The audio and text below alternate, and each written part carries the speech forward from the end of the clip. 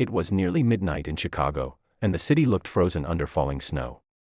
Ethan Parker gripped the steering wheel of his yellow taxi, exhausted after driving for almost 14 hours straight. Life hadn't been easy lately.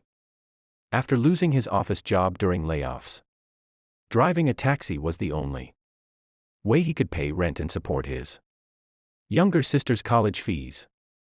That night, rides were slow.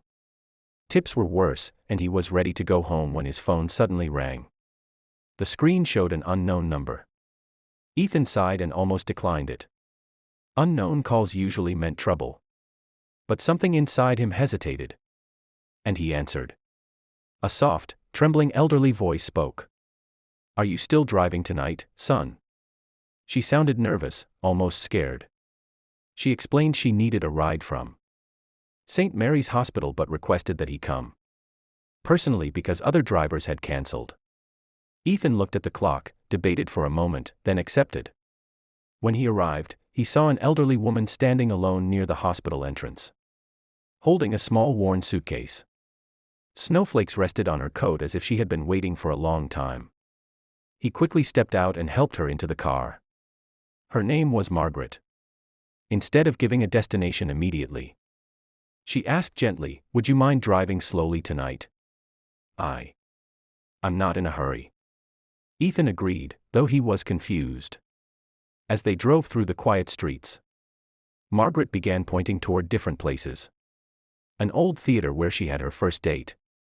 A small bakery where she worked as a teenager. A park where her husband proposed 50 years earlier. Her voice carried warmth mixed with sadness. And Ethan realized she wasn't just sightseeing. She was reliving memories.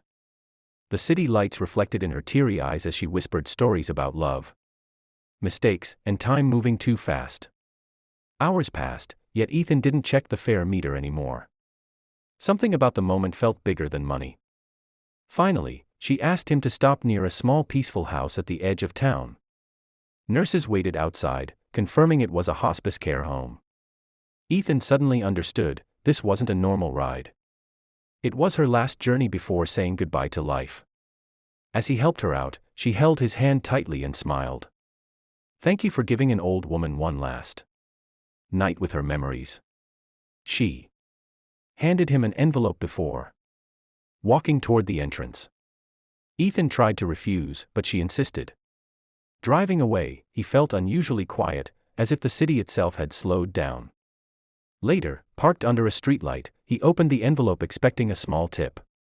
Inside was a handwritten letter and a check for $10,000. His hands trembled as he read, "Dear Ethan. Tonight you gave me kindness without rushing me. People think drivers only take passengers places. But tonight you helped someone finish their story peacefully. Use this to start something that makes you happy." Ethan sat there for a long time, overwhelmed.